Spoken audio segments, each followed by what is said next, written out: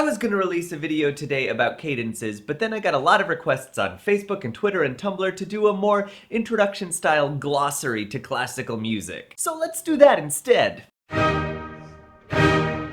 Hi, welcome back to the Listener's Guide. I'm Steve, and the first thing that you probably need to know about classical music is that it's a bit problematic to call it classical music. A better term would be to call it Western art music. The first reason for this is that the classical era is actually an era of Western art music, and it's just more precise to call it Western art music instead. Secondly, the word classical implies a certain kind of Eurocentrism. This is said by many people who refer to Chinese traditional music as Chinese classical music, and Indian traditional music as Indian classical music, and somehow Western art music just gets to be called classical. It also brings out baggage from years of cultural elitism in which this music was considered the music of the educated and the elite rather than music for everybody. Finally, calling it art music in the first place is actually really useful in explaining its purpose. It's not popular music and it's not folk music. It's very entrenched in tradition and structure that is particular to this art form. Unfortunately, most native English speakers only know it as classical music, and that's what many of us have to refer it to if we just want to communicate our thoughts about it. However, for all those reasons, I do much prefer the term Western art music. Now, Western art music is usually divided into 5 or 6 eras. The earliest is simply called ancient music, of which there are very few records. It was passed on by oral tradition, and so there's only a little bit of knowledge that we have about this time period. But it definitely did influence later periods quite a lot. Now, in medieval times, starting about 1100 was when we were actually able to write music down much more accurately, and this is when we start to get actual records of what was being performed. This time period was typified by chant, specifically Gregorian chant, which was written as church music to be performed in daily mass. These were usually one-line songs sung in unison by the group, but over the next 300 years, many people did experiment with improvisation over those lines. This led to the Renaissance in the 1400s, at which point there were many rules for how to write songs for many people singing at once. This was also the beginning of people starting to write secular music as a separate tradition from the church. These were called madrigals in reference to the fact that they were typically in the singer's mother tongue rather than in church Latin. Dance music was also being written for instruments, which were normally combined into groups called either loud or soft consorts. Instrument types were generally not mixed that much, and instruments and voices were typically not written together. Especially in church music, if there was something being sung, it was only sung. Some important composers for this time period include Gabrieli, Lasso, Bird, Palestrina, and Desprez. This brings us to the Baroque period, which is generally considered to have begun with the premiere of the first opera in 1600. This time period was marked by a codified approach to emotion in music and the combination of instruments and voices. Instrumental music also began to take off as having its own purpose, separate from the dance music to which it was normally relegated in the Renaissance. Notable composers for this time period include Bach, Vivaldi, Handel, Corelli, and Monteverdi. The classical period, which began in the early 1700s, is marked by very swift developments in style, and this is also where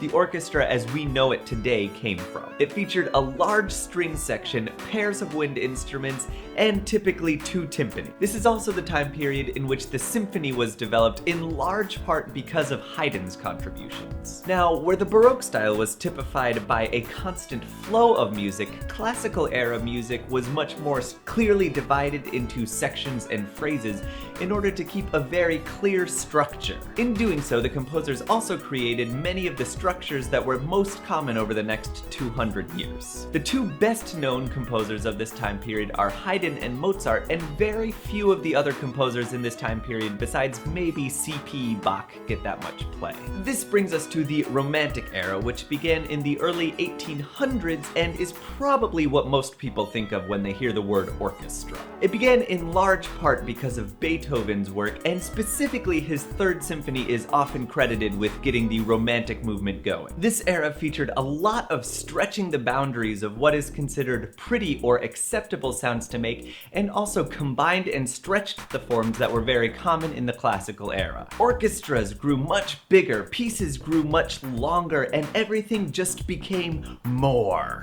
This was part of an artistic movement in which pieces were thought of programmatically, meaning they follow a story rather than being thought of as purely musical structures. For instance, Strauss wrote many tone poems based on stories such as Don Juan or Thus Spoke Zarathustra. There are so many well-known composers from this time period, and I'm just going to name a few, but they are Brahms, Liszt, Mendelssohn, Strauss, Tchaikovsky, Mahler, Bruckner, Fauré, Sibelius.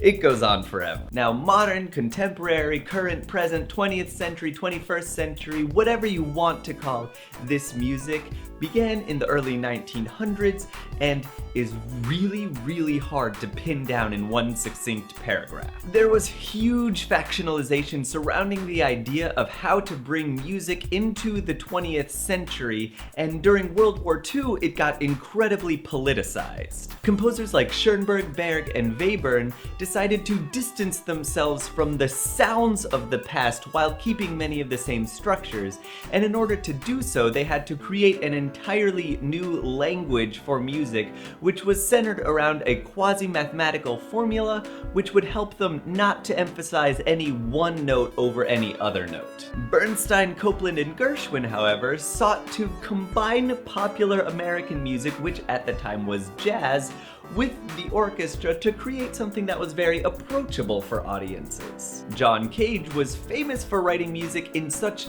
strange and controversial ways that many people even questioned whether it was music at all. For instance, his 4 minutes and 33 seconds is 4 minutes and 33 seconds of silence. Bartók used scales that Westerners typically were not used to. Hindemith created an intricate system of consonances and dissonances in order to create his own language for music, but he continued to use many classical forms. Someone like Glass and Reich decided that they wanted the music to be incredibly simple to understand, and we even have the postmodernist movement, which sought to use a much more eclectic approach to music, claiming that no one tradition should really be favored over any others, especially because each one can express different emotions in different ways. I could go on forever about different styles that happened and are currently happening in 20th century Western art music, but I don't have enough time for that in this video. In fact, I think that's where I'm going to end, and next week we're going to talk about several of the genres that you should be aware of when you're looking for what music you want to listen to. If you have any questions, comments, or corrections, please do leave them in the comments section. Don't forget to follow us on Twitter and Tumblr. Please remember to give this video a like, and I will see you next week on The Listener's Guide.